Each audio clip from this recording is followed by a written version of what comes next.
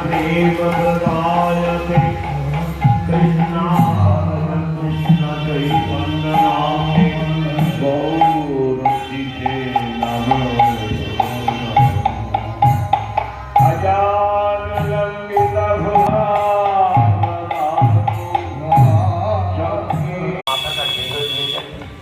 বিশ্বাস করো না। তখন ঠাকুর বলছে হ্যাঁ রে নরেন সত্যি বলছি শোন, এই চেয়ার টেবিল জানলা দরজা সব চলমান, সব প্রাণময়। তখন হাজরা মশাই বলছেন তাই কখনো হয়? এই চেয়ার টেবিল চলবে না দরজা জানলা চলবে? ওনার মাথা খারাপ হয়ে গেছে। তখন রামকৃষ্ণ পরমহংস দেখি ঠিক করে হেসে ফেলেছে, কিন্তু জরুরি তো যাবে কোথায়? जो हुई राम दत्त बेटा वो ही राम विवाद तुले के बोले प्रभु কিছু হয় না হরিনাম হোক।